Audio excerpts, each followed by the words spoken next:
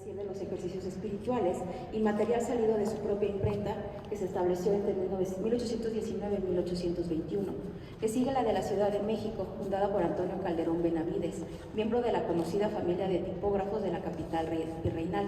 Tuvieron una escuela de primeras letras y una academia de teología que dio pie a la Academia Eguiarense, encabezada por Juan José de Eguiara-Yeguren. Además, después de la expulsión de la Compañía de Jesús, los oratorianos de la Ciudad de México adquirieron la Casa Profesa junto con una casa de ejercicios, la de San Andrés, a más de 1,100 libros que pertenecieron a los profesos y otros sin determinar de la Casa de Ejercicios.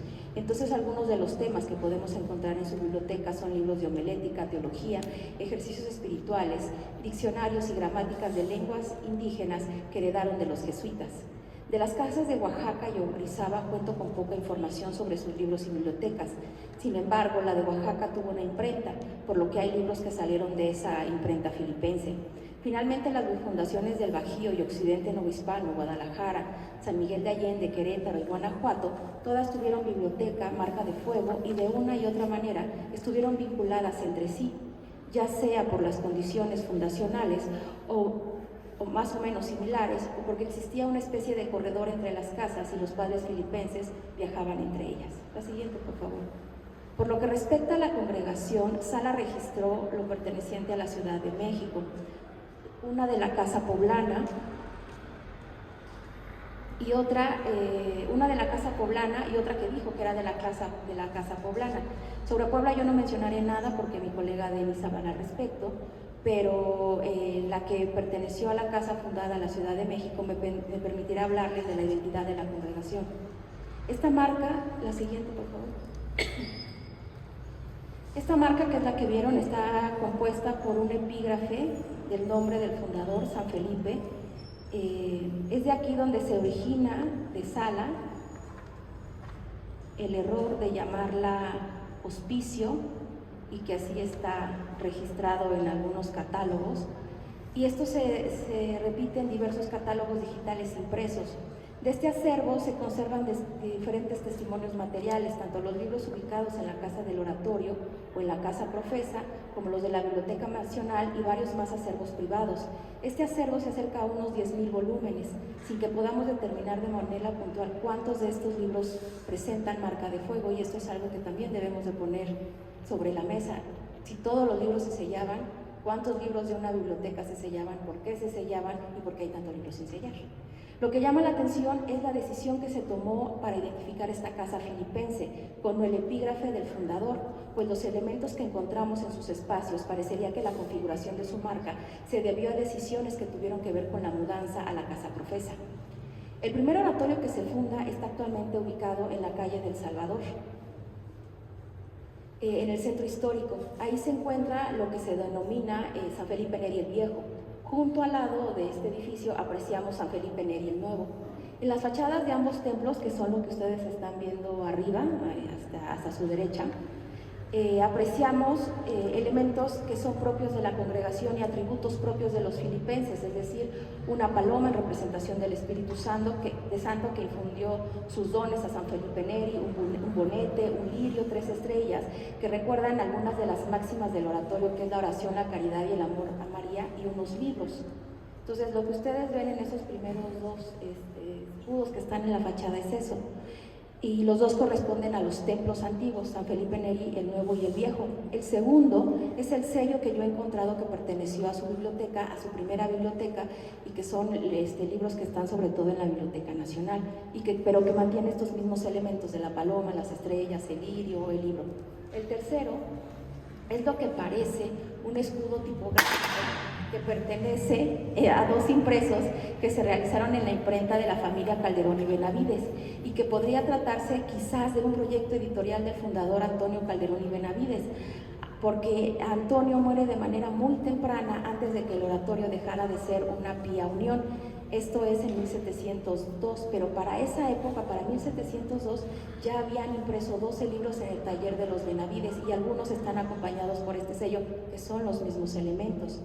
Entonces, Y la cuarta testimonio que tenemos de estos elementos que se repiten en la congregación es su inventario de 1794, donde vemos lo mismo, que los puse en los recuadros. En una esquina tenemos el bonete, tenemos un libro, tenemos un rosario y tenemos un lirio. O sea, son estos elementos que se repiten una y otra vez.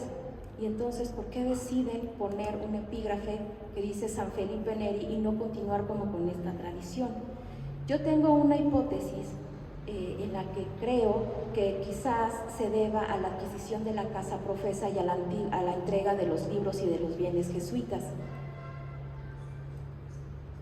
Porque también para esas épocas a los oratorianos se les conocía como los de San José del Real, por este patrocinio que la congregación de la Ciudad de México que San José tenía sobre la congregación, y este cuadro es bastante famoso de José de Alcíbar, en el que están representando a todos los oratorianos que hasta ese momento existían. Algunos, los que están abajo, tienen los ojos cerrados, por lo que suponemos que están muertos, pero hubo una época muy difícil para los oratorianos de la Ciudad de México y decidieron ponerse bajo el patrocinio de San José después de que hubo 10 años en los que no se había muerto ningún filipense. Entonces también por eso se les conocía como la congregación de San José. Entonces creo que por estas problemáticas identitarias, por esta relación constante con los jesuitas, por haber adquirido la casa profesa, por haberse quedado con alguno de los libros de los profesos, es que deciden, en vez de utilizar este elemento simbólico que podía ser un libro, un bonete, un rosario, deciden ponerse el nombre de San Felipe Neri para que no hubiera duda de que eran sus libros y que son ellos. La siguiente, por favor. Porque esto es lo que vemos, ¿no? O sea, ¿por qué no continuar con ese proceso? Y es aquí donde también debemos de preguntarnos cómo se construyen las marcas de fuego, ¿no? ¿Por qué? Porque tenemos marcas de las 8 casas que son figurativas, como por ejemplo la de Guadalajara y la de Puebla.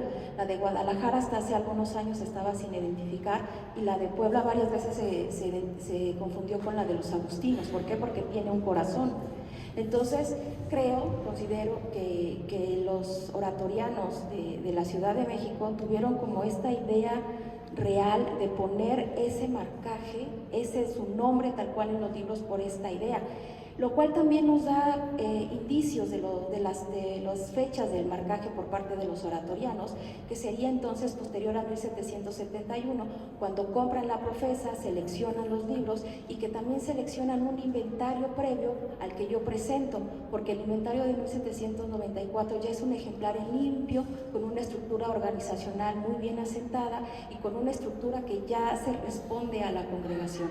Entonces, por eso considero que este marcaje puede ser en esa época y que da esta identidad a la congregación.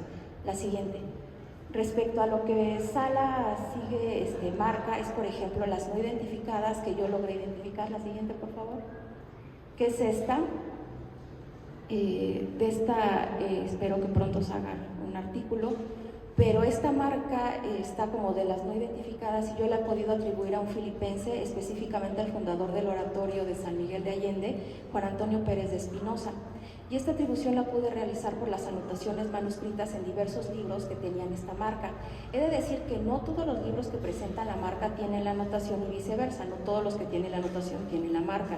Sin embargo, después de estudiar con detenimiento los ejemplares, los diversos testimonios de pertenencia de los volúmenes, que son muchos, los años que fueron impresos los libros, que no superan en 1718, fue factible la pertenencia a Pérez de Espinosa, sobre todo por la propia composición de la marca, la cual parecería la estilización de una cruz sobre un cerro, elemento que identifica a la ciudad de Querétaro, de donde era originario el filipense, pero que también se relaciona con el convento de la Santa Cruz, donde él en un momento quiso ingresar y de donde era su hermano.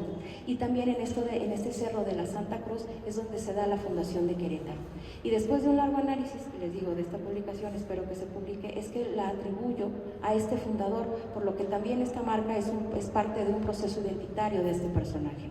Esta marca también me ha ayudado a documentar la transición de una marca en tinta, de la pluma de su poseedor a una marca de fuego hecha con un sello de metal. La existencia de ambas marcas abre la expectativa a plantear una convivencia sincrónica de ambas, es decir, que una no desapareció ante la presencia de otra y que esta marca también es una de las más tempranas que yo he registrado en el Bajío, pues ningún libro es posterior a 1718 y también coincide con la temporalidad de su poseedor, aunque también puede decir, como lo comentó Manuel, que se hayan sellado siglos después, ¿no? Perdón, años después, pero lo que llama la atención es que convive, creo que la anterior, no, la anterior, por favor, nada más es un comentario, la anterior, es que convive muy bien con la del oratorio. También esta fue la intención de no sellarla, de respetarla, y que parece que el sello del oratorio de San Miguel es posterior. Ahora sí, ya, por favor, la que sigue. Ahora bien, de las marcas que no registró Salas, y creo que esto es parte de los aportes que todos estamos haciendo, porque como bien dice Manuel, ya Sala, pues hemos avanzado, pero también hay que resarcir un poco de lo que él ha comentado. Son las que pertenecen al oratorio de San Miguel de Allende, que ya también, la siguiente, hice el registro en el catálogo de marca de fuego. Y son muy pocos datos los que tengo de estas bibliotecas. La de arriba, que es la de la casa, solo sé que fue por un dato que fue nutrida por Juan Benito Díaz de Gamarra, y esta se distingue porque está compuesta por la leyenda oratorio en alta, circundada por un marco dentado de 6 centímetros por 1.2 de ancho. Existe también un epigrama en el que se lee la palabra Sales, que es lo que ven abajo, refiriéndose al Colegio de San Francisco de Sales, que era que los oratorianos fundaron y ellos administraban. Ellos suponen que ambos institutos, aunque compartían el mismo espacio y eran parte de la congregación, tenían una biblioteca propia. Desafortunadamente del colegio no quedan más de 10 ejemplares con este sello. Sin embargo, una de las inquietudes que aún no logramos discernir y que se ha dicho mucho es cuándo se marcaron los libros. Yo, otra noticia que encontré de esta biblioteca es en una memoria testamentaria del padre Luis Felipe Neri de Alfaro, quien es el fundador del Santuario de Jesús Nazareno de Atotonilco, quien declara en esa memoria que a su muerte su librería quedaría para el uso de los capellanes y sacerdotes que viviesen en el santuario, sin que tuviesen autorizado vender, prestar o sacar algún libro de ella. Pero lo importante es que puntualiza que a su muerte se le devuelvan al oratorio de San Miguel los libros que de ellos tiene y que se pueden identificar fácilmente. Aquí la pregunta es cómo podrían identificarlos. ¿Pudiera ser que ya estaban marcados para 1753? Y no solo eso, si diéramos por cierto que ya estaban estos libros marcados para el 53, el marcaje tendría que ser anterior a este año, pues el padre abandonó la congregación en 1741 para dar inicio a la construcción del santuario de Atotonilco.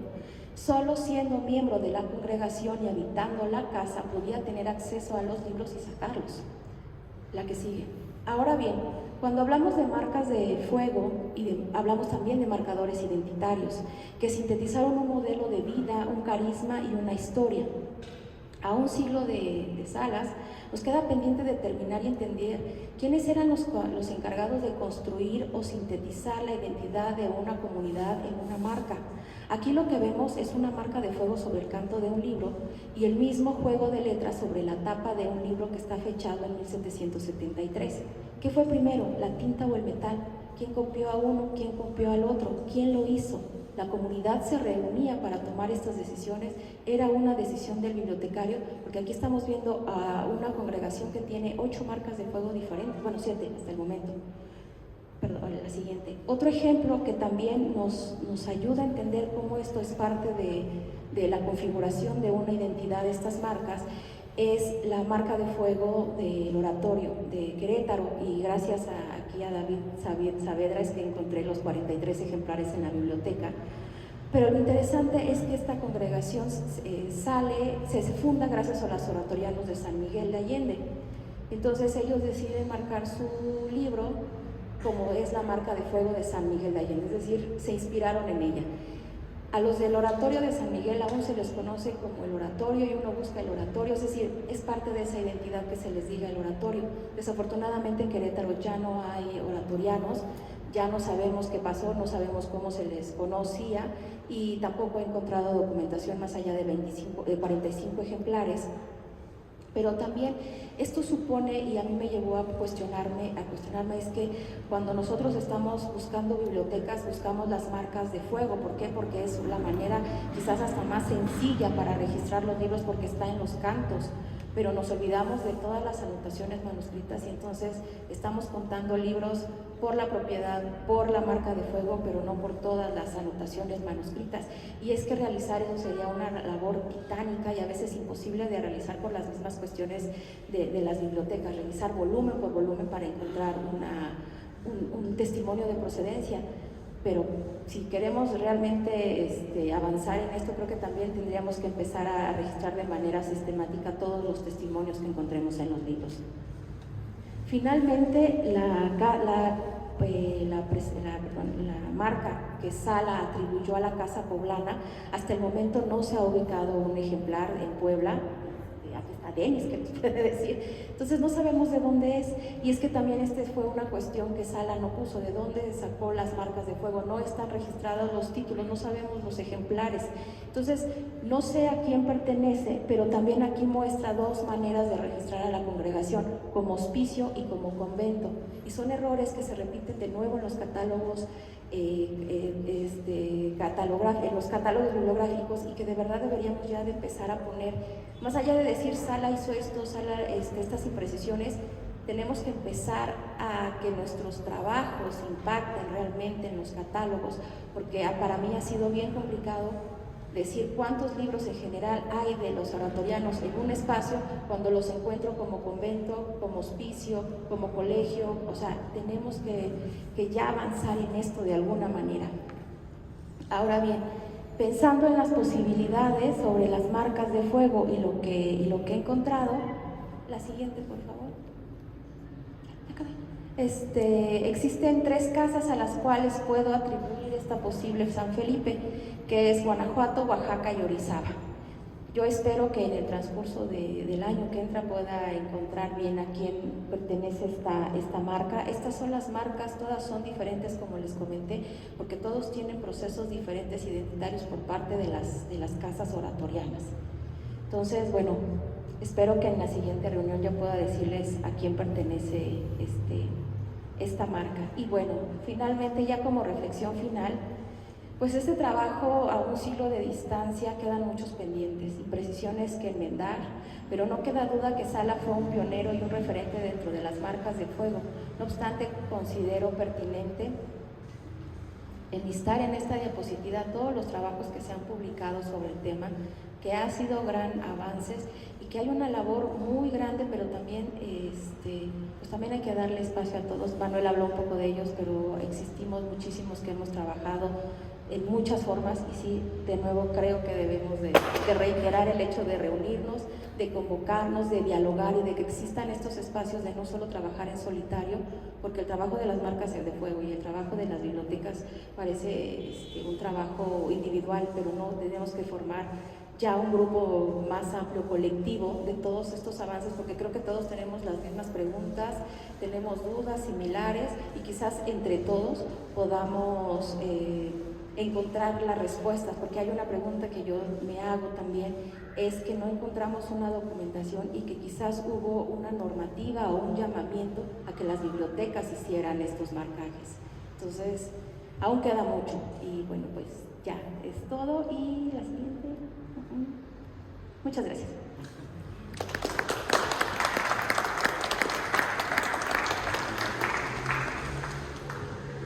Bueno, le toca el turno a Denis Markovic Pérez Bernabé. Él es licenciado en Historia, cum laude, por la Facultad de Filosofía y Letras de la Benemérita Universidad Autónoma de Puebla. Es estudiante de la Maestría en Bibliotecología y Estudios de la Información en la Universidad Nacional Autónoma de México. Actualmente se desempeña como responsable de colecciones especiales en la Biblioteca Histórica José María Lafragua. Ha desarrollado proyectos en humanidades digitales y de difusión del patrimonio documental.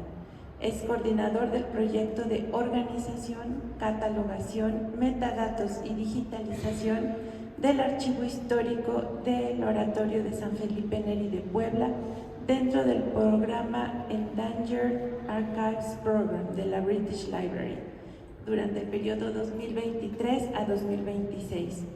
Obtuvo el premio a su mejor tesis de licenciatura y trayectoria académica de la Facultad de Filosofía y Letras en donde estudió. Es miembro del Seminario de Estudios Inquisitoriales del Colegio de México y cuenta con varias publicaciones académicas y de divulgación histórica y archivística. Presenta este día Biblioteca en Fuga, marcas de fuego en la colección bibliográfica del Oratorio de San Felipe Neri de Puebla. Sí. Bueno, hola, buenos días. En primer lugar, pues quiero agradecer al comité organizador la invitación y las travesías que hicimos para llegar aquí y presentar este pequeño trabajo que, pues, la verdad presento con mucho cariño porque, bueno, no voy a ahondar mucho al respecto, pero el 15 de mayo de este año son 5 años ya de estar trabajando en la biblioteca del Oratorio, trabajando en 1000 formas. Actualmente la biblioteca del Oratorio ya está identificada, está toda catalogada y pues bueno, ha sido un camino largo para ya poder empezar a platicar en torno a ello.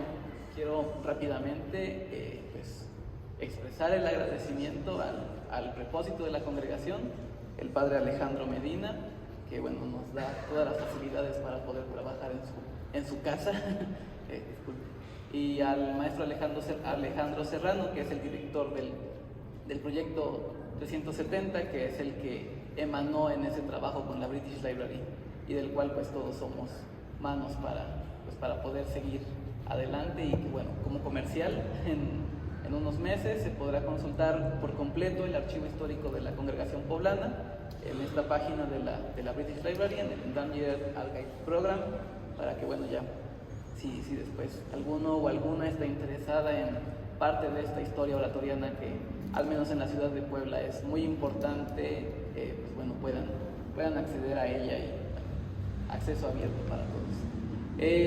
Lo que les quiero platicar el día de hoy, más allá de la marca de fuego, que bueno, ustedes ya me pueden poner al siguiente, por favor, ya han visto más o menos cómo se conforma y cómo es también el proceso en el que nuestra biblioteca ha ido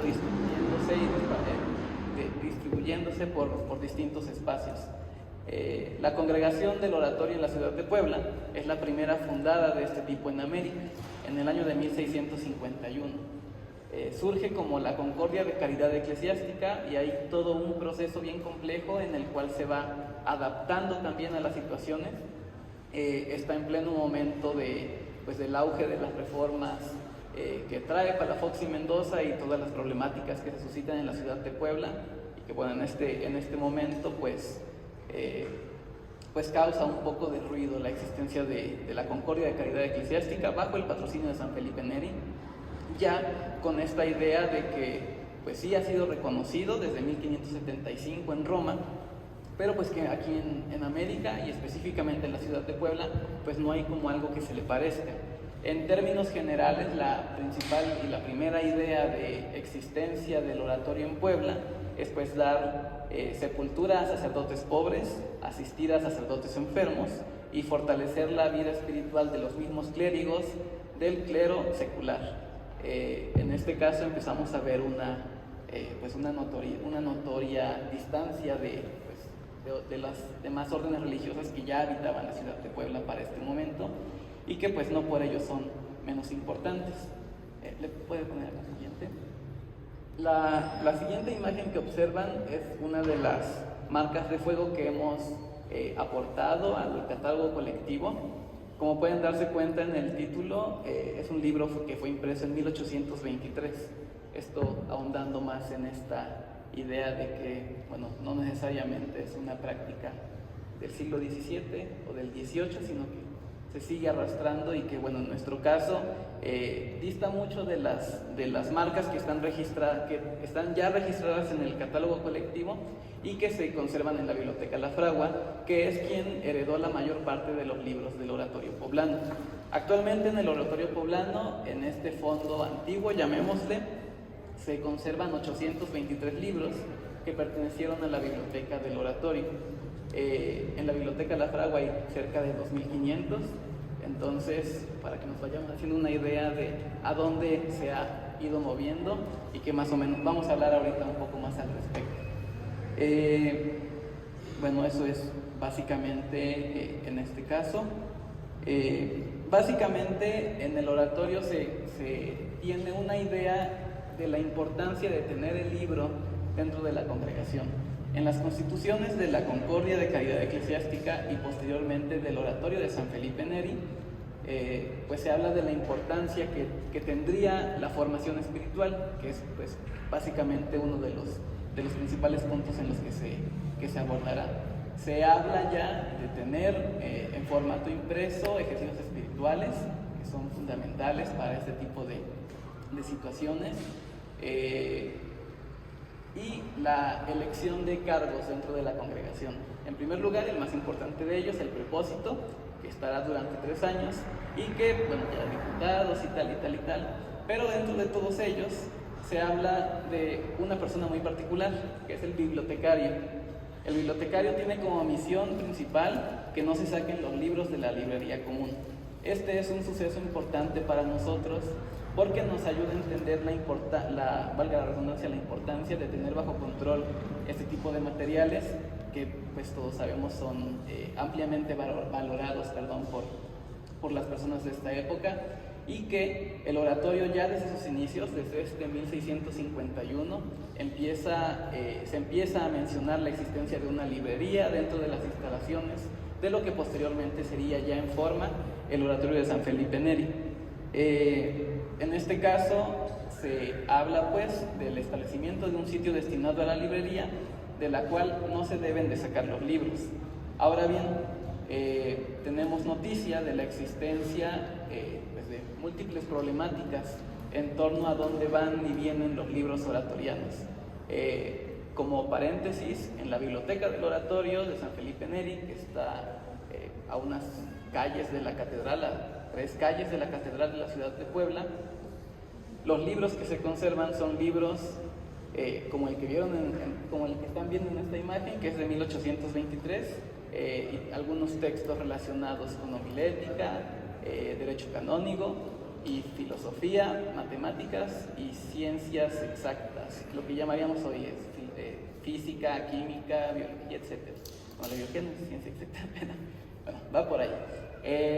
En cambio, los que están en la biblioteca La Fragua, que son los más numerosos, son textos ya más relacionados al quehacer teológico, y son textos que podrían cubrir muy bien algunos huecos que tiene la biblioteca jesuita que estaba en el Colegio del Espíritu Santo, y que pues con la expulsión en 1767 empieza a distribuirse también en otros espacios de la ciudad de Puebla.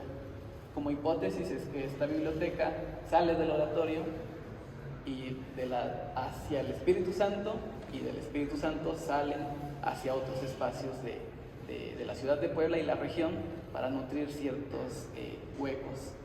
Bueno, ¿le puede poner a la siguiente, por favor?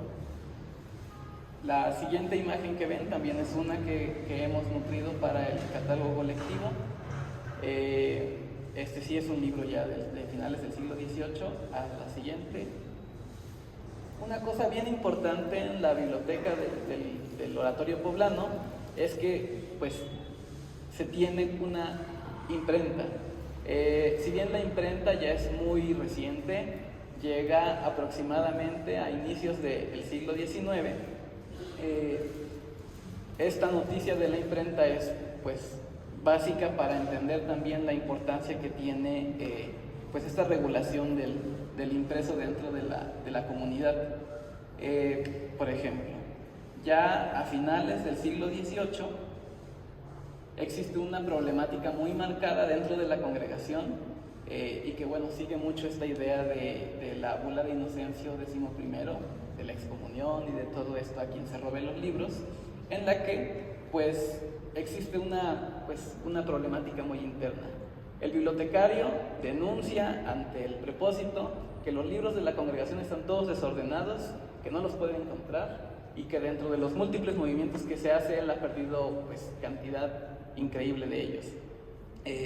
Reitera en una y otra ocasión un bibliotecario que vive como bibliotecario durante al menos 20 años, lo cual aquí ya hace mucho ruido porque bibliotecario se nombra por prepósito, el prepósito es cada 3 años, entonces 4 o 5 prepósitos distintos siguen eligiendo la misma persona que pues, con el tiempo va envejeciendo, que es, bueno, eso es como más normal. Francisco de la Barrera, diputado de la Concordia, habla de la importancia de cancelar la bula de Inocencio. Él dice, bueno, es que pues no me estoy robando el libro, yo soy un oratoriano que requiere el documento para poder hacer mi plática para el domingo, por ejemplo. Entonces él dice que se cancele, que sí salga de la librería, pero que salga a mi aposento porque puedo estar enfermo del estómago y no poder bajar a la librería, etcétera, etcétera, etcétera. El bibliotecario lo defiende y dice que esta costumbre es muy antigua y que para él sí la bula prohíbe la extracción de libros fuera del oratorio, es decir, la librería pues tiene que respetarse, y aunque sí no se deben salir, pues para él es una muy mala costumbre que no debe perderse. Finalmente el prepósito decide que pues ni uno ni otro de los libros se quedan en su lugar, y el que lo quiera va a la librería y se registra. Libro que lamentablemente no tenemos pues en existencia en la actualidad. Sin embargo, ¿le puede poner al siguiente, por favor? Tenemos una serie de inventarios. Para empezar, el más importante de ellos en cantidad de exactitud es el que se conserva en la Biblioteca Histórica José María Lafragua, es el manuscrito número 83, el cual se elaboró en 1756 y registra 1626 volúmenes en 941 obras. Como acotación, la imagen que ven no es una marca de fuego, es un dibujo en tinta en el lomo de un libro del oratorio. Bueno, en este ejemplo, en este manuscrito, se dan a conocer la existencia de 1626 libros ya para 1756. Sin embargo, dentro del archivo histórico de la librería del oratorio existe uno de 1745 en el cual se habla de los bienes que tiene la congregación del oratorio. Es el libro de gobierno del oratorio de nuestro Padre San Felipe Neri de la ciudad de Puebla. En este libro nos habla de un aspecto bien importante para este proceso de dispersión que estaba platicando brevemente. ¿Le puede poner el siguiente, por favor? Estas ya son marcas que se encuentran en el oratorio poblano, que no están registradas en el catálogo de marcas de fuego, pero que coinciden con las que están en la Biblioteca Lafragua, que sí ya están registradas. Dentro de este inventario, el notario que lo realiza, que viene del gobierno eclesiástico, el notario Nicolás de Arce y Miranda, nos dice que la librería de esta Santa Casa fue una de las mejores de la ciudad, de las más famosas de América. Mas hoy, que ya han hurtado y truncado mucho, no sé qué merezca de estos créditos. Y empieza a describir la librería. Actualmente el oratorio de San Felipe Neri se encuentra en un solar completo en la ciudad de Puebla. Tenemos la iglesia, la casa de ejercicios espirituales, que hoy es conocida como el Patio de los Azulejos, y el claustro, que en la actualidad es una escuela, es una primaria en la mañana y una secundaria en la tarde. Este fue parte del proceso de desamortización, entonces tanto la casa de ejercicios espirituales como el claustro no son parte del conjunto arquitectónico religioso en la actualidad, son edificios civiles. Sin embargo, la descripción de la biblioteca concuerda con las características del edificio de lo que hoy es la primaria. Nos habla de que está en la parte superior del edificio, que tiene acceso de luz por las ventanas, es muy grande conforme la va describiendo, tiene 2 puertas para entrar, tiene 3 balcones y está toda decorada con lienzos en los alrededores. Nos habla de lienzos, uno de San Juan de Evangelista, de San Pánfilo, de San Pedro, etcétera, etcétera, etcétera. Hay algunos documentos, hay una descripción, en la descripción, nos habla de unos pequeños cuadros de la nobleza del señor Salazar. Salazar es un propósito importante de la congregación, del cual no tenemos en la actualidad el inventario de sus bienes cuando falleció.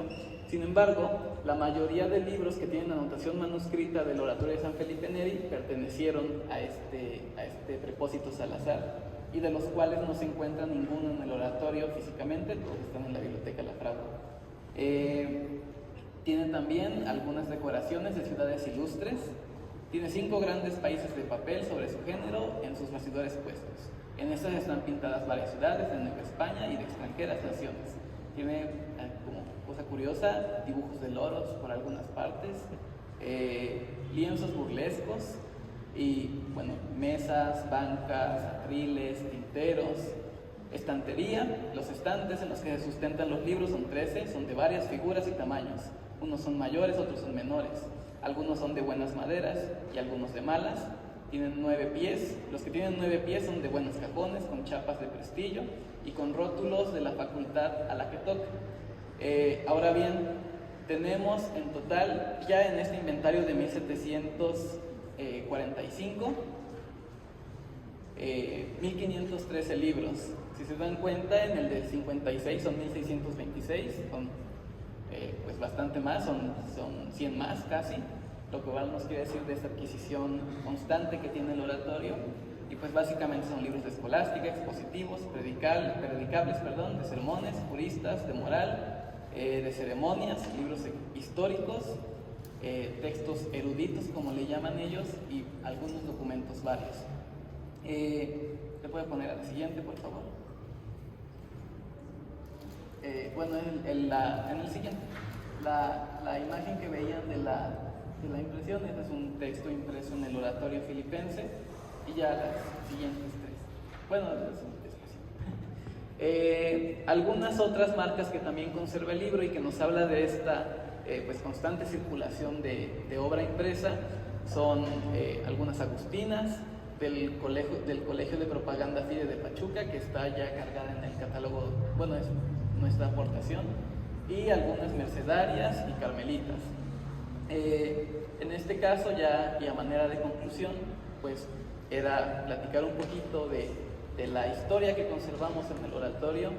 Les digo, es un trabajo de varios años, el cual implicó pues también pues aprender desde cero también en torno a nuestra congregación, y comprender sus mecánicas y la manera en la que ha participado en la historia de la ciudad de Puebla, y pues sus aportaciones regionales, a las cuales pues bueno les comunicamos con mucho gusto, y que bueno es parte de la importancia del rescate de este tipo de espacios bibliotecarios que muchas veces no relucen mucho, pero que bueno, agradecemos también este tipo de espacios para comunicarlos, y que bueno, esperamos pronto dar más y noticias más profundas en torno al desarrollo de estas prácticas de marcaje de documentos y de circulación del libro en ciudades como las nuestras, en lo que fue la Nueva España.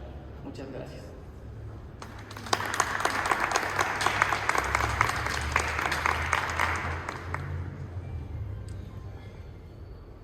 ¿Dónde está Miguel? Romero Cora. No, es que tenemos otra persona en la mesa. ¿Sí está? Permítete tantito, Miguel, tengo que conectar un cable, permítete tantito. Entonces, si está, lo voy a presentar.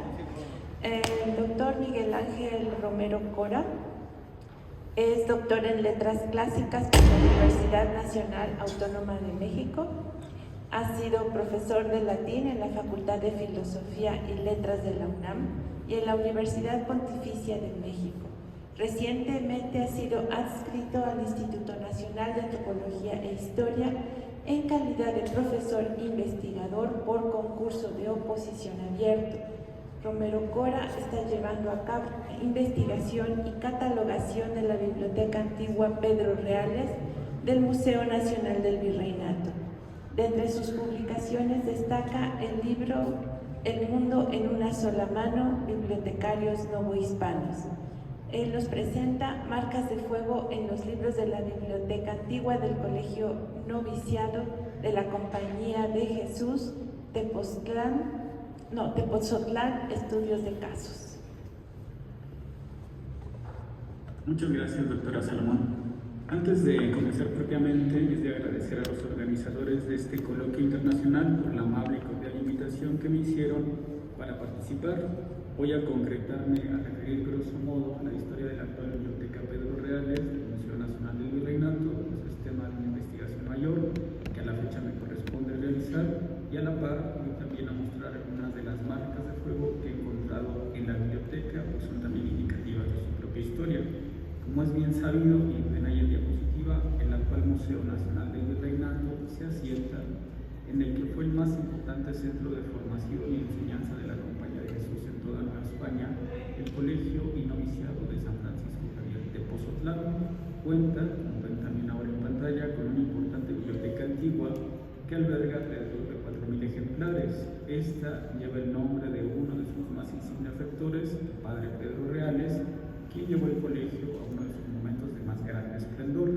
La actual biblioteca Pedro Reales resguarda impresos de los siglos XVI a XIX en latín, griego, hebreo, francés particularmente, y de diversas materias como filosofía, historia, patrística, botánica, matemáticas, etcétera, etcétera. Pese a la importancia de los libros de la biblioteca antigua, pues son indicativos de lo que leían los jesuitas y la cultura libresca de aquella época. Sin embargo, aún no se dispone de un catálogo que permite el acceso y consulta a fuentes primarias de información para posibilitar nuevas perspectivas historiográficas sobre la Compañía de Jesús en Nueva España. Hoy, el área de investigación del Museo Nacional del Virreinato, al cual estoy adscrito, y aprovecho la ocasión para agradecer públicamente al Instituto Nacional de Antropología e Historia por haber permitido, labora para pronto completar la catalogación de la biblioteca y ponerla al alcance del público. Quisiera, como decía, concretar esta participación a mostrar algunos de los libros de la biblioteca y a la vez revisar sus marcas de fuego. Antes, un pequeño paréntesis. Como ven ahí en diapositiva, en el inciso A, de los aproximadamente 4.000 libros que conforman la biblioteca Pedro Reales del Museo Nacional del Virreinato, se dispone apenas del registro catalográfico de 433 ejemplares, gracias a la labor de María de los Ángeles de Campovilla, quien en una primera etapa catalogó 400 ejemplares que pertenecieron todos al Colegio y Noviciado de la Compañía de Jesús de Tepozotlán, tal como lo indica el exlibris manuscrito, dando a conocer ella misma este trabajo de catalogación en el año de 2010. Años después, en una segunda etapa, Ocampo Villa completó las fichas catalográficas de 33 volúmenes, pertenecientes todos a la congregación de Nuestra Señora de Loreto de la Compañía de Jesús de Tepozotlán, número ciertamente pequeño, pero que permitió la valoración de una congregación de lo más importante para los jesuitas no hispanos y a la cual me referiré más adelante a propósito de una marca de fuego. Con todo, y como consta por los datos que les apunto en la diapositiva, queda todavía un número grande de documentos históricos por catalogar, como también está un pendiente escribir, por así decir, la historia de la librería del Colegio Noviciado Jesuita de Tepozotlán. Al respecto, y en líneas generales, como pueden ver en el inciso B de la diapositiva, se sabe que la biblioteca del Colegio de Tepozotlán albergaba 8.672 libros, de los cuales he dicho ya que sobreviven actualmente solo aquellos 400 identificados por Ángeles Ocampo y que constituyen al día de hoy el fondo de origen de la actual biblioteca. Los 3.000 y tantos restantes que hoy tiene la biblioteca fueron traídos a las instalaciones del colegio en las etapas posteriores a la expulsión de la Compañía de Jesús. La identificación de aquel número de libros hecha por Ángeles Ocampo del ingente acervo jesuita de Tepozotlán fue posible por el exlibris manuscrito, como comentaba, y porque además se salvó el inventario general de obras de la librería de Tepozotlán, que ven ahora en pantalla, levantado por mandato real a raíz de la expulsión de los jesuitas y conservado a la fecha en la Biblioteca Nacional de Chile, Fondo Jesuitas América, y hecha por el librero Manuel Cueto. En efecto, el 25 de junio de 1767, los comisionados Hipólito Villarroel y Josep de Londoño y Pezuela ingresaron al Colegio de Jesuitas de Tepozotlán y, acto seguido, dieron pública lectura al mandato por el cual Carlos III expulsaba de todos los dominios españoles a la Compañía de Jesús. Fue así como el 4 de julio tuvieron que salir restaurados los padres y hermanos de Tepozotlán, procediéndose a un puntual y exacto inventario de bienes, aunque ciertamente no sería sino hasta 2 años después cuando tocó el turno a las librerías del colegio, la común, la de novicios y la de los aposentos de los padres, pues los comisionados tuvieron que postergar el inventariado por falta de peritos inteligentes, según propia declaración de ellos en el auto que firmaron de puño y letra. Correspondió, nuestra imagen del inventario de Cueto, correspondió al librero Manuel Cueto, quien antes había realizado la relación y avalúo de las librerías de los colegios jesuitas de la Ciudad de México, levantar el inventario del libro del diccionario alfabético.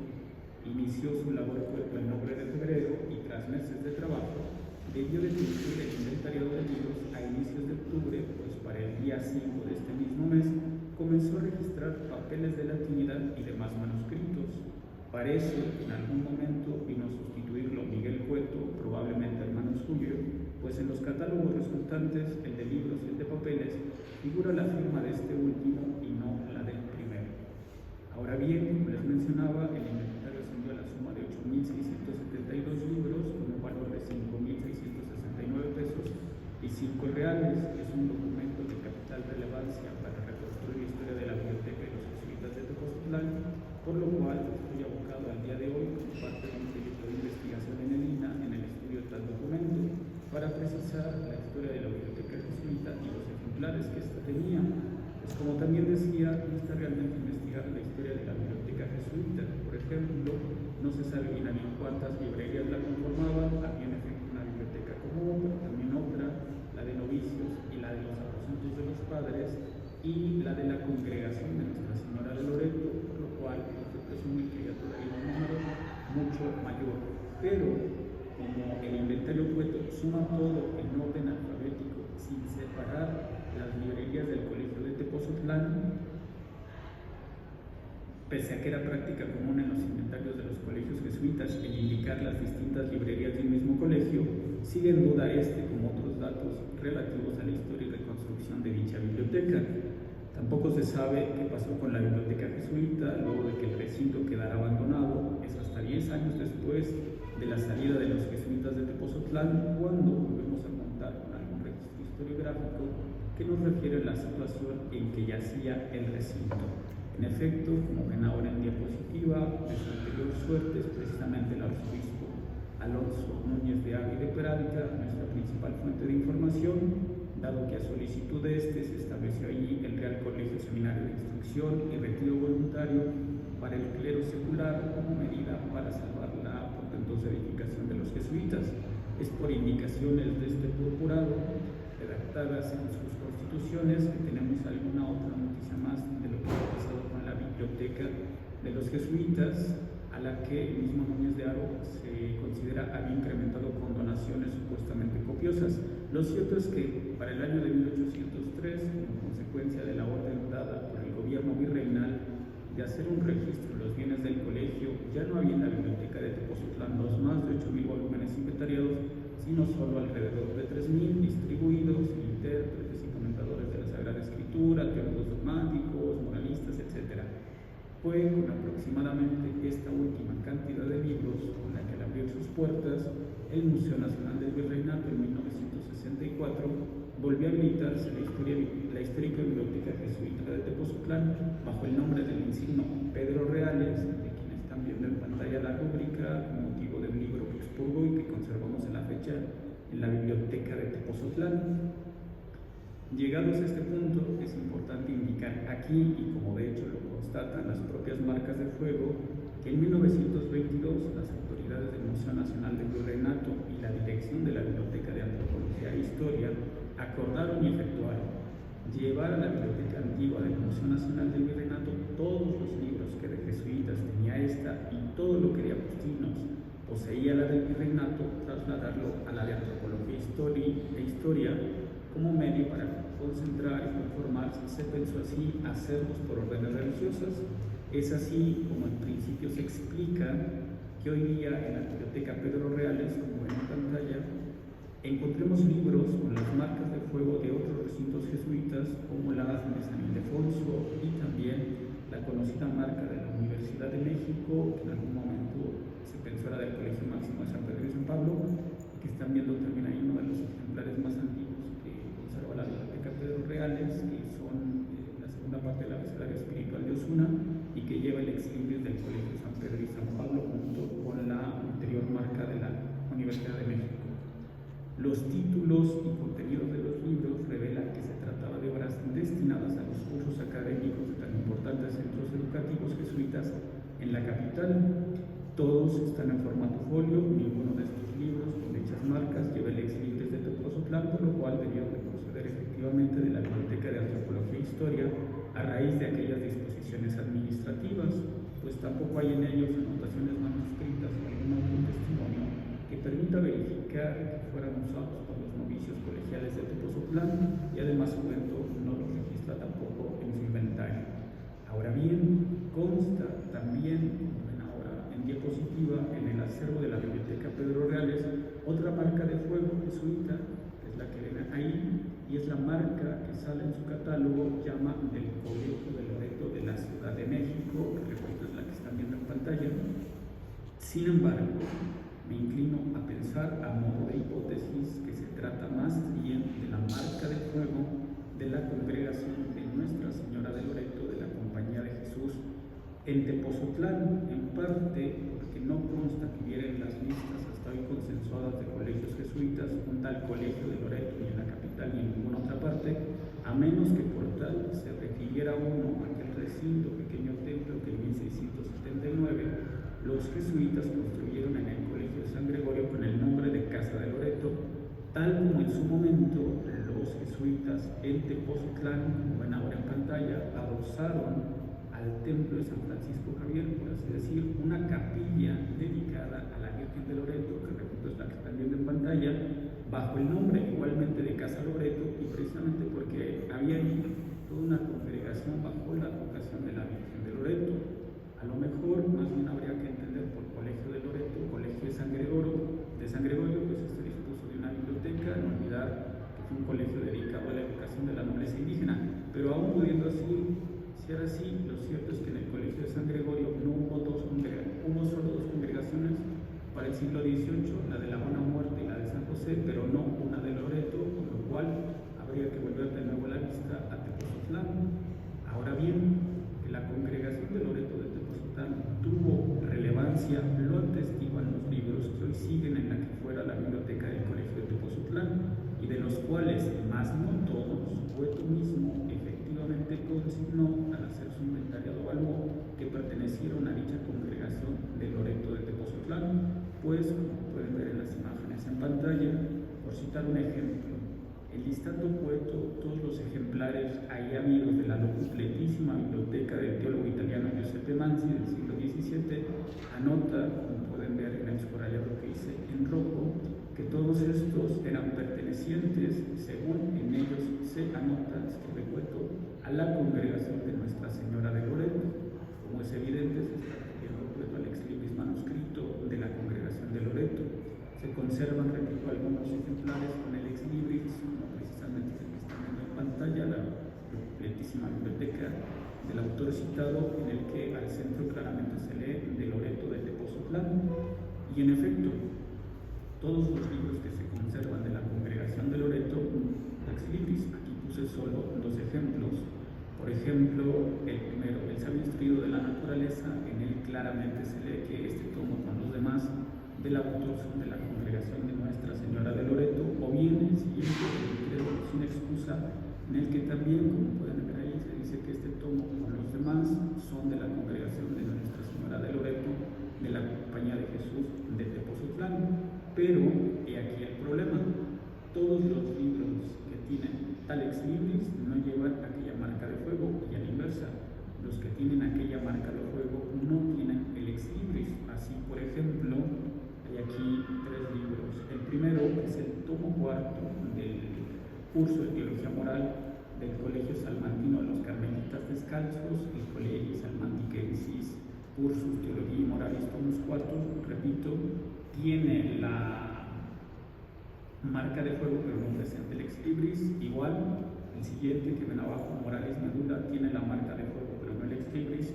y el último, al final de la parte del lado derecho, los varios sermones predicados.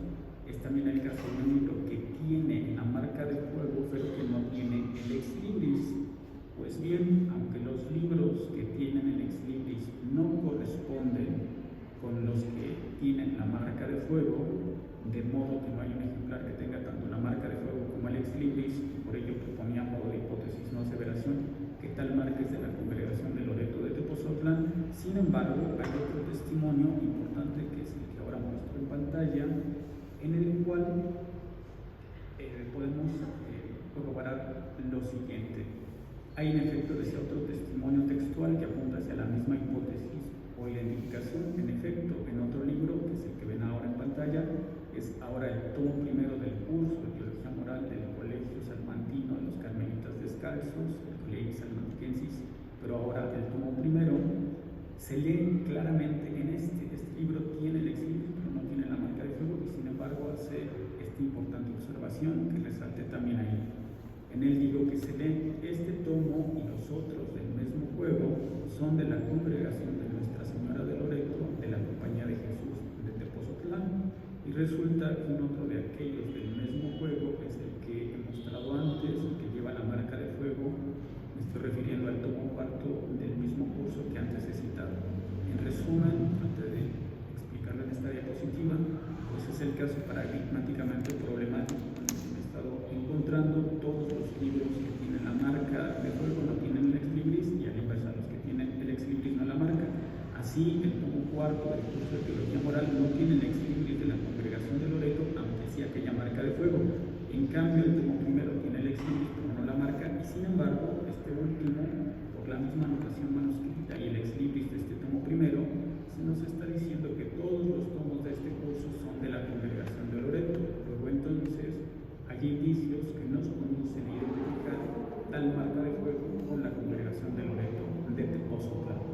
Por último, también aquí es de señalar que actualmente la Biblioteca Pedro Reales del Museo Nacional del Virreinato resguarda alrededor de 428 libros que en su momento pertenecieron a la Orden de los Dominicos en México, y por lo cual llevan marcas de fuego dominicas. Tal conjunto de libros pasó a formar parte de dicha biblioteca en 1922, decían, como consecuencia de las gestiones administrativas llevadas a cabo entre las autoridades de este museo y la entonces directora de la Biblioteca Nacional de Antropología e Historia. Por las investigaciones realizadas por Ángeles Ocampo y por las propias marcas, como podemos advertirlo, se sabe pues que aquella colección de 428 libros está integrada por los conventos dominicos de Santo Domingo de la Ciudad de México y el Colegio Santo Domingo de Portacheli. De entre estos libros, uno en particular, y que el día de ayer se destacó, es la famosa Biblia de Amberes, del conocido impresor Plantino, que tiene esta tal cantidad de marcas y que ya el día de ayer se había señalado. Es grosso modo lo que quería compartirles. Muchas gracias por su atención.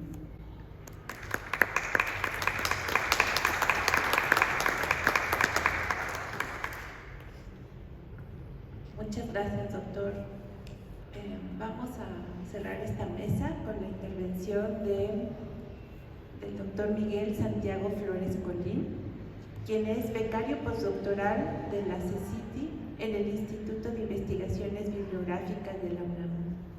Asesorado por el doctor Manuel Suárez Rivera para el periodo 2025-2028 con el proyecto Repertorio de Materiales Conservados de las Culturas Indígenas de México en la Biblioteca Nacional de México, valoración, visibilización y diálogo con las comunidades del país.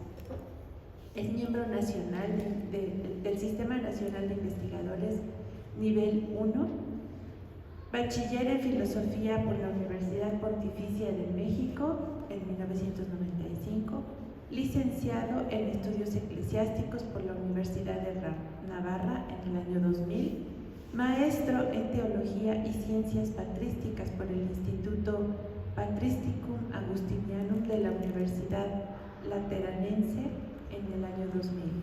Es doctor doctor en Historia por la Universidad Nacional Autónoma de México. Es profesor ordinario de asignatura A del Colegio de Letras Clásicas de la Facultad de Filosofía y Letras.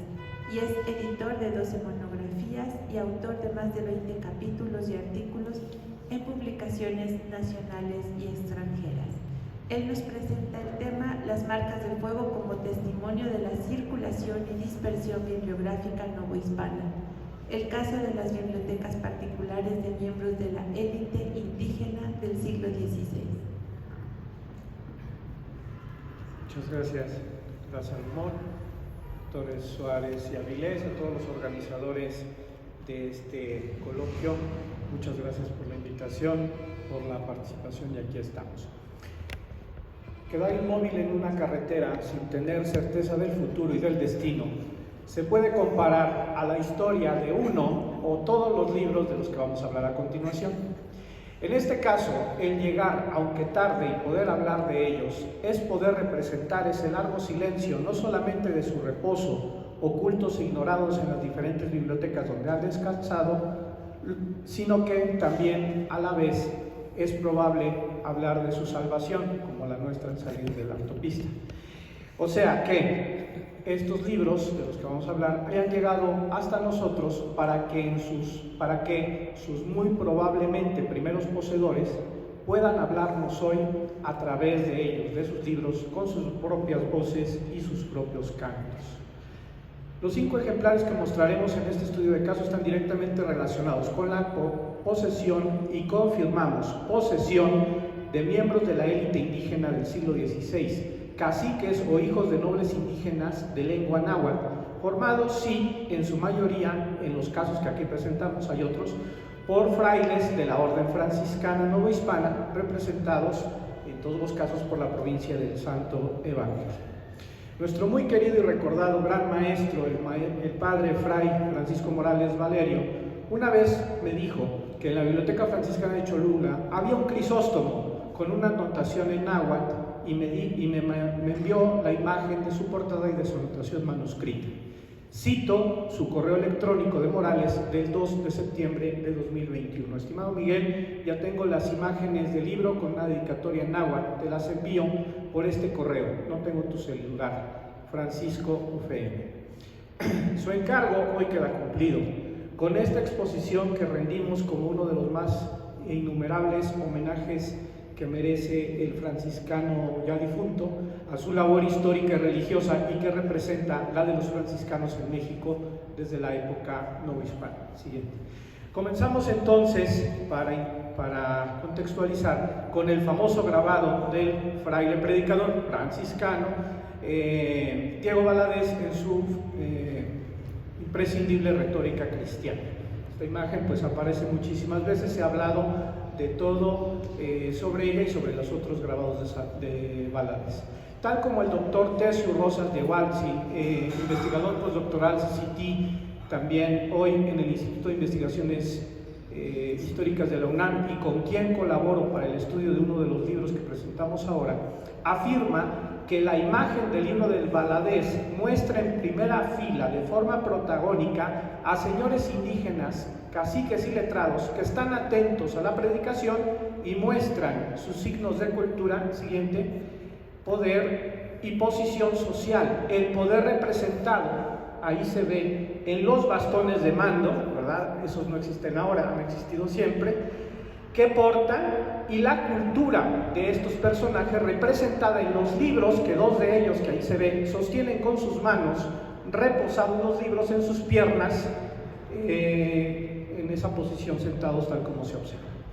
Siguiente imagen. Esta representación que podíamos imaginar como simbólica y que ha sido, como en otro de los grabados de Valadez, comentada y representada, lo que decíamos, evidencia este momento, que no es simbólico, por lo que vamos a mostrar. Los miembros de la élite indígena poseyeron libros, eran de su propiedad desde mediados del siglo XVI y a lo largo del periodo novohispano. Ahí se ven unos ejemplos, con los documentales como ponen. Conocidas y citadas son las referencias 2 a la 4 con la que contamos, desde documentación manuscrita o referencia de autores que refieren la posesión de miembros de la élite indígena. Es muy conocido aquí en territorio de Michoacán los estudios de Rodríguez Martínez Barax sobre la biblioteca de Huitzimengari, miembro de la élite indígena purépecha, hijo de Canzonsin, discípulo de los agustinos, con sus interesantísimos tratados de la vihuela, o sea, una especie de violín, y la edición de las obras castellanas probablemente del importantísimo poeta Ausias March, que aparecen en el listado que publicaron estos estudiosos, que no obstante pues dice que esos libros Huitzimengari se los debía a un librero de la Ciudad de México. La cosa es que sabemos que los tendría.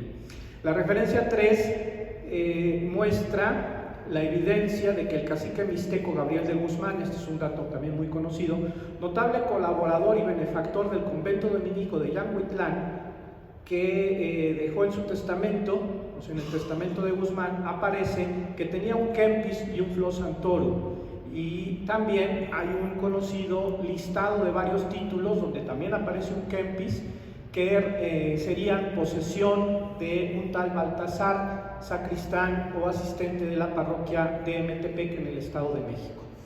Estos y otros datos de hombres y alguno más que no presento, de mujeres indígenas, caciques o cacicas del siglo XVI, aparecen en sus testamentos en varias referencias que Eric Rouet ha publicado en artículos y libros. La cuarta figura, aunque ya del siglo XVIII, que está aquí, es Patricio Antonio López, cacique zapoteco, que Beristain y Sousa cita en una entrada con obras que publicó y que, dice Beristain, poseyó una notable biblioteca. Hace pocos años, estudiosos del Colmex han publicado varios de estas obras que Beristain describe y que sí existían, aunque están allá, como sabemos, casi siempre en Estados Unidos, y que en ejemplares únicos se han logrado publicar. O sea, un poeta zapoteco novohispano del 17 que tenía una biblioteca. Siguiente. No obstante, la primera referencia la damos a conocer ahora ante este auditorio tan distinguido que nos congrega y que se refiere específicamente probablemente a uno de los primeros libros que poseyeron indígenas, que es la segunda parte de la Vita Christi de Ludolfo de Sajonia, alias el Cartujano, que Fray Juan de Zumárraga le regaló a don Diego de Mendoza, seguramente cacique de Tepeapulco, y a un don Martín, que no hemos podido ubicar hasta el momento quién sería más. Este Diego de Mendoza no sería el Diego de Mendoza problematizado por diversos estudiosos y que la doctora Castañeda de la Paz tiene una monografía entera de él, pero en teoría no sería de él porque este Mendoza es de Tlatelolco y el nuestro sería de Tepeapulco. Como sea, está muy relacionado con la élite indígena y probablemente fue nieto o bisnieto de Moctezuma. Diego y Martín fueron notables benefactores de los franciscanos de Tepeapulco, como también recoge en ese documento que presentamos, que está en el Archivo Franciscano de la Biblioteca Nacional de México, el testimonio de de Andrés de Olmos, que fue el primer guardián de Tepeapulco, y que nos dice con el testimonio de Zumárraga lo siguiente, y que en este momento leo. En la parte de arriba dice, de la letra de Zumárraga, que estaría escrita en el libro que un guardián franciscano mandó a un notario de Tepeapulco que se registrara en ese documento, y lo que conservamos es el documento. En el libro, en la portada, diría: digo yo, el obispo Fray Juan de Zumárraga, a los caciques don Diego y don Martín, que doy estos libros para el monasterio de su pueblo de Tepeapulco, que ninguno los enajene de ahí, o sea, del convento, sin mi consentimiento, porque se los doy graciosos y que sean suyos, o sea, graciosos por la gracia a ellos, a los caciques. Fray Juan de Zumárraga, obispo de México. Y omito, desafortunadamente, aquí está la nota de Olmos, es impresionante, estaría en un volumen de los comentarios de San Juan, al Evangelio de San Juan, de Juan Crisóstomo. Esto también es un dato interesante por lo que vemos ahorita. Estos libros pues no los he logrado ubicar, esperemos que no hayan sido de esos vendidos para cohetes de ese desafortunado, por no decirle de otra forma, encuadernador ladrón que se aprovechó de la Rosa y que, como nos ha dicho Suárez, en ese momento se estaban recibiendo los libros de los conventos. Es curioso, a reserva de que se termine de ver, no sé si hay marcas de Tepeapulco, en la Biblioteca Nacional técnicamente habría dos, registrados por IMOB, pero hasta el momento no los he podido ubicar. Bueno, siguiente. Vamos a hablar entonces de los supervivientes, ¿cómo les llamo? Esta terminología para mí es una terminología mexicana, Manuel me la he escuchado mucho, para la historia del libro, la bibliografía y la bibliografía mexicana. Los 5 casos que presentamos, que también pues, fueron posibles ubicar en ese laberinto de Borges, que es la Biblioteca Nacional de México, y que estarían en el fondo IMOF, así llamado, que no se llama, pero nosotros lo llamamos así, entre los no catalogados. Gracias a Suárez Rivera como responsable del fondo y al bibliotecario Osvaldo Hernández Rivera podemos presentar en parte esto. El primero, bueno, ahí está, son 5 libros, los vamos a ver rápido. Uno le perteneció a Pablo Nazario, ni más ni menos, rector de Tlatelolco. El otro Francisco Plácido, gobernador de Azcapotzalco. Juan de Valencia y Cristóbal serían probablemente notarios o escribanos indígenas, y estos 2 libros están relacionados con el convento franciscano de Tulancingo, y el Crisóstomo es el que me mandó Morales, y Agustín de la Fuente, que también, ya basta de citarlo, pero hay que citarlo, Suárez Rivera encontró en Oxford, ni más ni menos. Bueno, siguiente. Pablo Nazario. Son 2 obras de Cicerón. Todos estos libros, si quieren fijarse en las imágenes, son excelentes ediciones, bastante bien conservadas, y hoy podríamos llamarlos incluso libros raros. Esto también es una cosa muy, muy curiosa e indicativa. El primero, el Cicerón de Pablo Nazario, ni más ni menos rector del Colegio Imperial de Santa Cruz de Tlatelolco y maestro de Antonio Valeriano.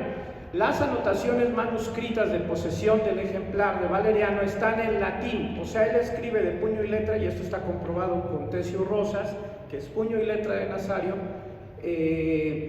y que aparecen tanto en la portada, en la parte rayada de abajo, y en la contraportada, que es la cosa todavía más interesante, donde además de la firma de Nazario aparece la firma también autógrafa de Antonio Valeriano. O sea, ese libro de Cicerón le perteneció primero a Nazario y después a Valeriano.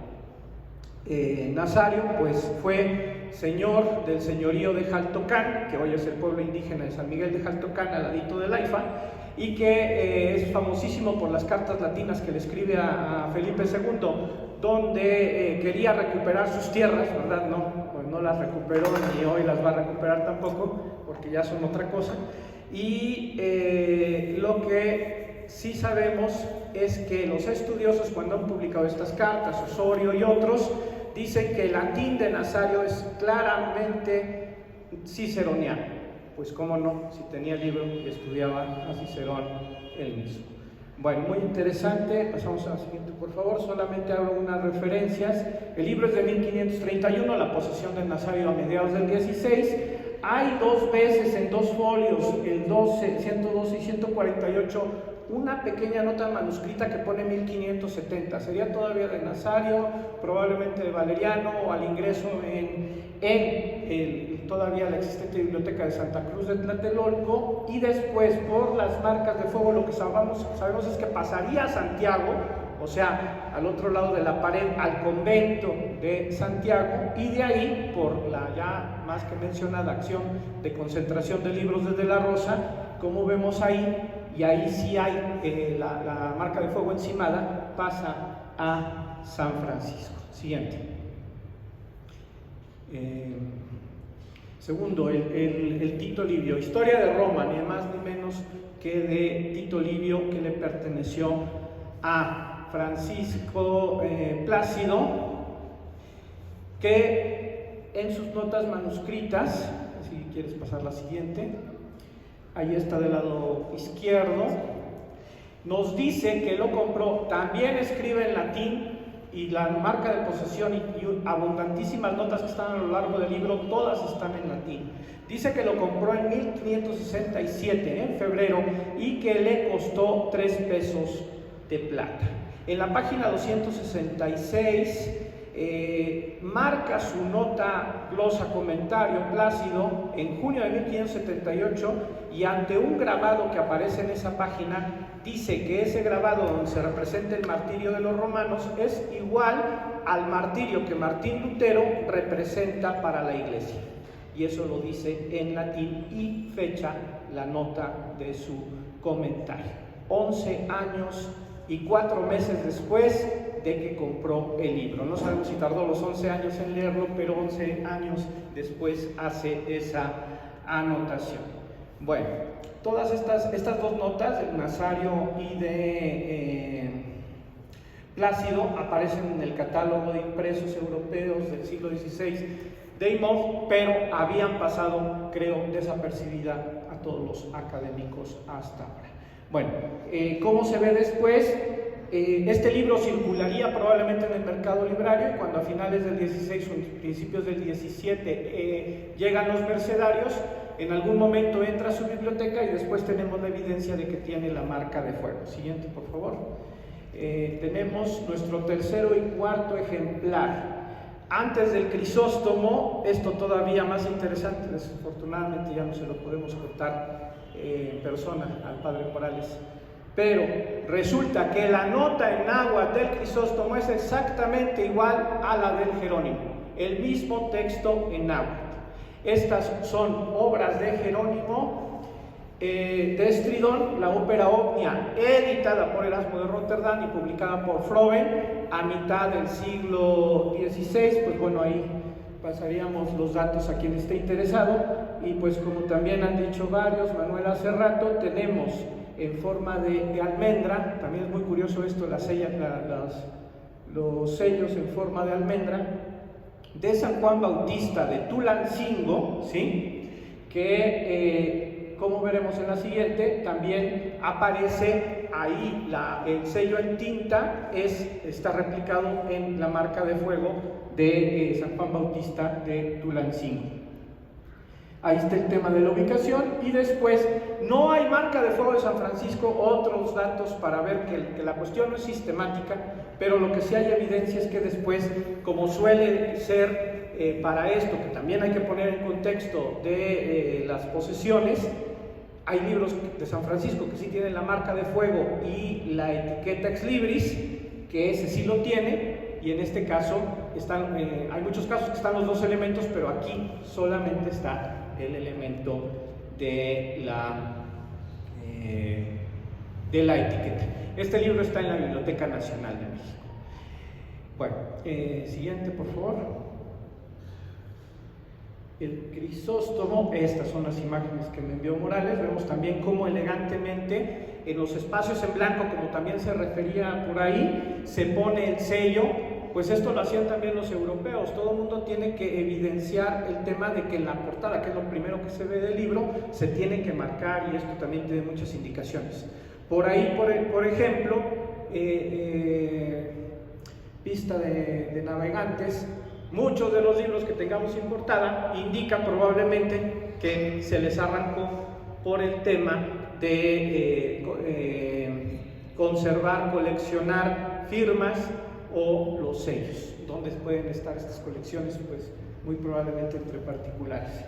Entonces ahí tenemos el Crisóstomo. Por favor, la siguiente. La nota no está en portada como el caso de Jerónimo, sino está en la contraportada. Por ahí está. Y fíjense qué curioso este ejemplar. Este ejemplar de Tulancingo pasa en un momento a San Cosme, y nos referimos a todo lo que dijo Israel ayer, y vemos entonces que es curioso que no tiene la curaduría de la Rosa. Este ejemplar pues está todo alterado, muy maltratado, porque no cayó en manos de la Rosa, y no está reencuadernado.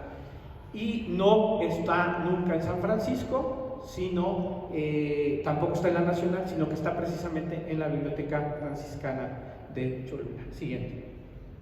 Y el último caso, Agustín de la Fuente, que pues el contexto de las bibliotecas indígenas siempre hay que poner la excepción. Este libro no tiene marcas de fuego, ni tiene por qué tenerlas.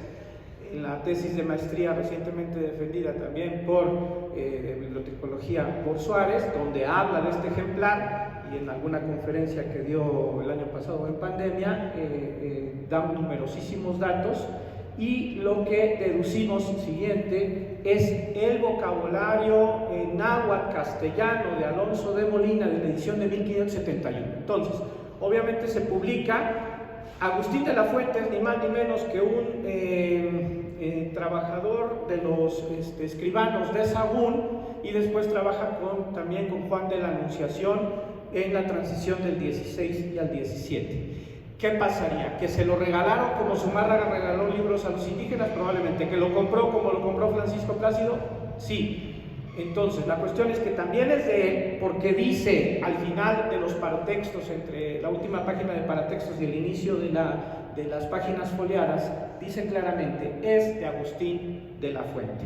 ¿Cómo sabemos y por qué no puede tener este libro marcas de fuego? Porque sale de territorio mexicano, comprado seguramente, este no es un caso de los misteriosos, por John Selden, que es un destacado diplomático, historiador y más cosas, inglés, de 1584, nace y muere en 1654, con lo cual en la primera mitad del 17 este libro ya es de Selden, está marcado y tiene muchas otras referencias, está en su biblioteca y después pasa a la Bodleiana, aquí como excepción de la regla. Siguiente.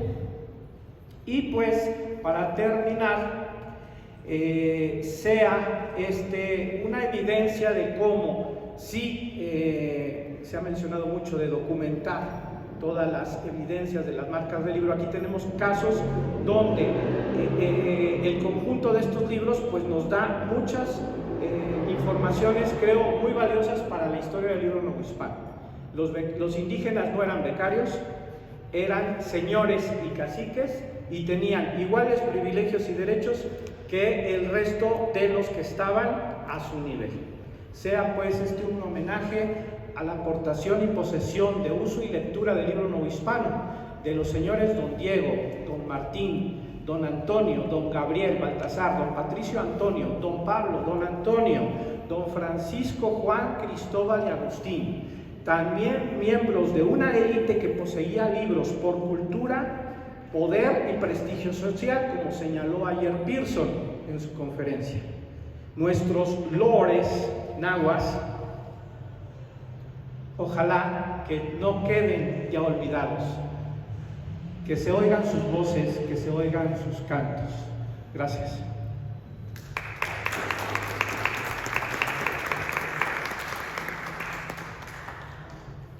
Ay, pues muy interesante. Me quedé sin hablar. Bueno, para terminar vamos a preguntarles a ustedes y a los participantes virtuales si alguien quiere hacer alguna pregunta antes de que yo le robe el micrófono. Sí, bueno, ahí en el chat del Zoom, Elvia nos manda esta imagen que dice que trabajó en la Biblioteca Antigua del Archivo Municipal de Orizaba y que esa es la marca que tienen los libros del Oratorio de San Felipe Neri de Orizaba. No sé si aquí se alcanza a ver. Parece Agustina, por el corazoncito. Sí, es lo que manda Elvia. Sí. Y del chat aquí es la única la pregunta que hay, no sé si quieres comentar algo, Erika. Aquí está, mira. Sé que están identificados algunos libros de Orizaba, pero ya. Muchas gracias, Silvia. Sí, tengo que ir a Orizaba a buscar la marca y cotejar que esa sea la de los filipenses. No sé si se pueda descargar el chat para después verla. Ahorita le pregunto a ver si la mando. Ah, pues sí, me la puedes mandar el link. Muchas gracias. Gracias.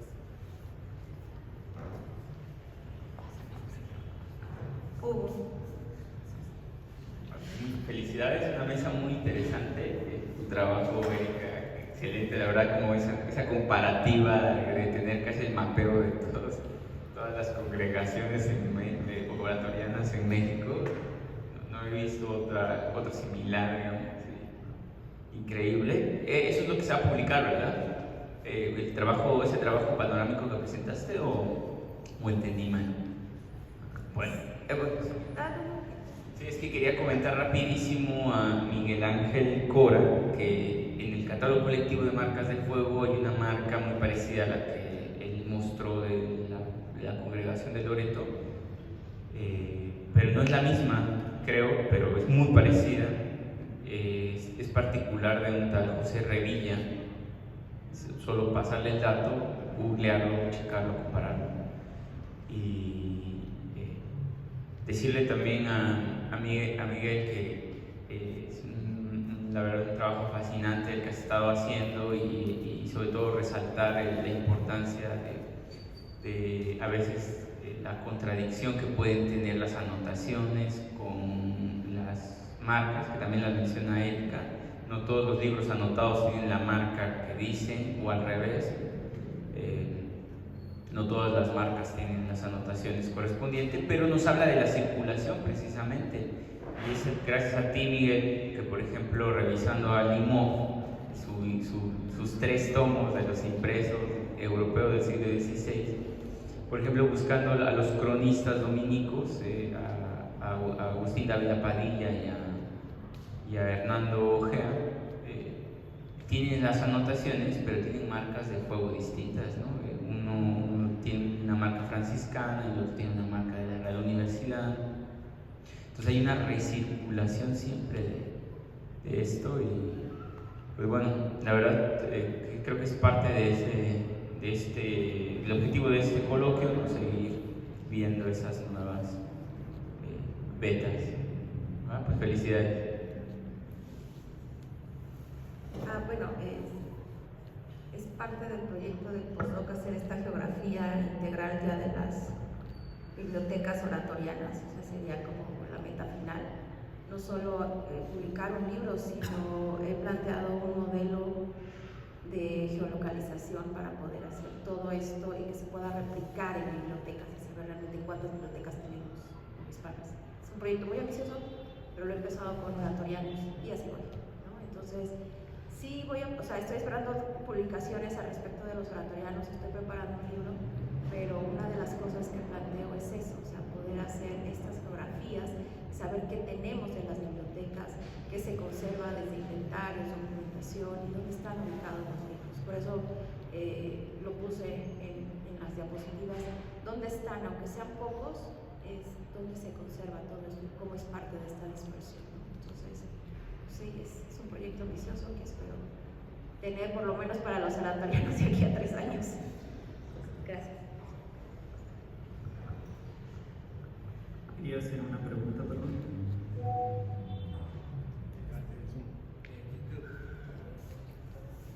Sí, el tiempo, ¿verdad? Sí, adelante. Es rápido. Para el doctor Miguel Colín, rápido. Estamos trabajando el doctor Augusto Velasco, en su momento la doctora Carmen Rodríguez, la doctora también Carolina Ponce, la doctora Aspe, el doctor Mauricio Schott, el doctor José Luis Ejido del Max Planck Institute de Alemania, la obra de Fray Alonso de la Veracruz, y es conocido el cuadro en el que está Alonso de la Veracruz, que aparece representado a Antonio Ximénez. Y quería pedirle nada más la referencia del libro que ha citado usted, en la que un estudioso de Tehuique de Michoacán hace la relatoria investigación de todos los libros que pertenecieron a Antonio Huitzimecarí, doctor. Sí, Miguel, mucho gusto. Tocayo, sí, el primer artículo, entramos en contacto, yo te lo paso con mucho gusto, se publicó por Martínez Barax ya hace muchísimos años y ha sido muy citado como esa evidencia de una biblioteca indígena. Tendríamos el listado de los libros, pero no tenemos los libros. Ahora lo que presenté es que sí tenemos los libros. También la UNAM, la ENES Morelia, ahorita no recuerdo los autores, tiene una monografía sobre Huitzimecarí y ahí también se menciona ese tema. Con mucho gusto te lo paso. Y pues sí, ahí todo el tema de Alonso de Veracruz y los indígenas pues va a seguir sacando muchísimas cosas. Si le puedes comentar al equipo o hago un llamado a todos los presentes, que si llegan a ver 3 líneas en náhuatl, por favor, me avisen, porque es que seguramente hay más. O sea, el Jerónimo y el Crisóstomo son la evidencia, y no lo mencioné todo, porque es que el caso con Yanguitlán, Tulancingo y Tepeapulco indicaría incluso probablemente que los señores indígenas están comprando los libros, ¿sí? Y se los están dando los franciscanos, porque dice San Francisco Teopisque, ¿sí? Inin Amostli, San Francisco Teopisque, o sea, estos libros para los, o sea, tengo que revisar todo eso, pero hay una relación de los libros con los franciscanos de Tulancingo. Y creo que no dije, todavía más interesante, que en Tulancingo no había uno, sino 2 señoríos indígenas. Entonces incluso hay artículos publicados donde estudiosos están hablando de esto, que es un caso atípico novohispano, porque en ningún lugar había 2 señoríos indígenas o cabildos indígenas en el 16 y 17, Tulancingo sí, y como el caso de Yanguitlán sería cuestiones de prestigio social, donde los indígenas están interactuando con los franciscanos entre iguales. El Códice Yanguitlán, en el Códice Yanguitlán aparece este Guzmán como un gran señor, y realmente fue el que pagó el convento, y Yanguitlán vemos que es uno de las joyas dominicas de Oaxaca, ¿no? Entonces ahí creo que hay que repensar también a través de la historia del libro muchos de esos aspectos de estos señoríos indígenas, cacicazgos o repúblicas indígenas. Y Miguel, pues yo te quería hacer un comentario, también algo más para Erika. Muy interesante lo que decías del movimiento de los libros de antropología hacia Tepoztlán, pero también te lo paso con mucho gusto. En el archivo histórico del Fondo Reservado de la Biblioteca Nacional de México hay documentación del año 21 donde están pidiendo estos mismos personajes al director de la Nacional que si les envía duplicados. El tema de la historia, hay que hacer una monografía sobre los duplicados de la Nacional. Entonces aquí piden los duplicados de las obras de Fernández de Lizardi para completar los de Tepoztlán, que estarían incompletos. Probablemente es una referencia a eso, y que también en la Nacional, eso lo puedes encontrar en catálogo, hay importantísimos libros jesuitas que están ahí en las notas 500, que le pertenecieron a Tepozotlán, incluso que un jesuita los dona a Tepozotlán. Ahí Manuel igual puede hacer un comentario, y son obras de Atanasio Kircher, no hay que decir más, ¿no? Y no están en Tepoztlán ni en antropología. Esas son esas otras historias de la división del fondo de la Nacional y el Museo Nacional, que después es el Fondo de Antropología, y los movimientos que se dieron allá, pero que seguramente se dieron movimientos, y entonces la dispersión, si ya era grande, se complica todavía más en el siglo XX, el siglo XIX y XX, porque se mueven libros entre la Nacional y Antropología y entre otros entes. Los duplicados, así como hicieron los franciscanos que los redistribuyeron, los están haciendo el gobierno en la mitad del siglo XX para completar colecciones en los diferentes acervos. Y pues Erika, muy interesante, te quería comentar pues que esperamos ahí tus investigaciones, porque coinciden bastante con lo que dice Manuel de la Rosa, ¿no? Las fechas, y creo que también decías eso, ¿no? 1740, 50, 60, y lo que les quería comentar, que hace poquito di una conferencia sobre los carmelitas ahí en el Centro Slim, y también hay una evidencia de movimientos internos que también, bueno, ahí está la conferencia y las fotos, ya se las comparto si les interesa. Se están vendiendo libros del convento del desierto de los Leones, a San Joaquín, y hay 7 u 8 ejemplos en la Nacional donde se pone la nota manuscrita: el desierto vende a San Joaquín, y en unas obras de Descartes, que no lo creamos que el desierto tenía obras de Descartes, que se las vende a San Joaquín. En unos, que era lo que les quería decir, y también a Miguel, no hay unanimidad, ni todos tienen la nota manuscrita, ni todos tienen la marca de fuego, probablemente hay una interacción, como mencionaba en su ejemplo Cora. Allá donde está la nota manuscrita, pues ya no ponen la de fuego, y si no tenía la nota manuscrita, le ponen la de fuego, como para completar y sí dejar la evidencia de marcación. Y a Miguel Cora también, bueno, perdón por tanto hablar, esto de las congregaciones dentro de las instituciones jesuitas, libros de Zumárraga, los tostados, pone en orientación vertical, y esto no sé si también te sea indicativo, de la Purísima, o sea, de la congregación de la Purísima que existía dentro del colegio de San Pedro, San Pablo y San Ildefonso, que es que como son edificios tan grandes, dentro había estas congregaciones que pueden ser como grupos de estudiantes o estudiantes y laicos, y tenían entonces unas bibliotecas, y esto es lo que le está identificando, esto es lo que probablemente o seguramente nos estás indicando, Miguel, y que nos dice pues que en los grandes recintos jesuitas, franciscanos y de otro tipo, dentro de un mismo edificio hay varias bibliotecas, como ya se ha referido ayer también. Gracias. Bueno, pues solo un comentario, Miguel Cora. También la congregación de María, la congregación de la Virgen de Loreto era conocida como las escuelas de María. Entonces quizás en la documentación te las puedas topar así. Hay un libro publicado en Quito al respecto sobre las escuelas de María, y Fermín Lavarga, cuando hace su investigación sobre las escuelas de Cristo, habla sobre estas escuelas de María. Y en San Miguel de Allende, la congregación de la Virgen de Loreto también es conocida como la Escuela de María, y funcionaban un tanto entre congregación y cofradía.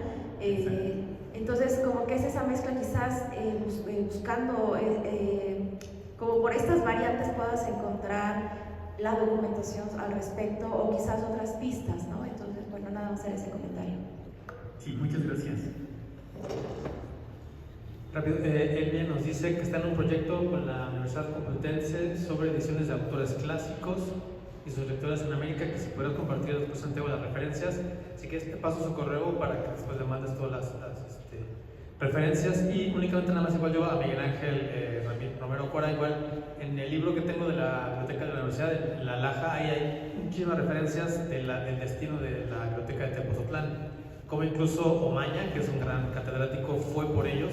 Son los últimos libros que entraban a la biblioteca de la Real Universidad, y por tanto en la Nacional tenemos, en La Laja recuerdo unos 100, 150 libros ubicados de Tepozotlán que están en la parte final del libro. Entonces, bueno, también para que jales esa referencia, esa biblioteca se fue gran parte de la Real Universidad, después a la Nacional, ¿no? Y actualmente están ahí en el Centro Cultural. Muchas gracias, doctor. Sí, ya nos cité los trabajos de usted, pero le agradezco mucho.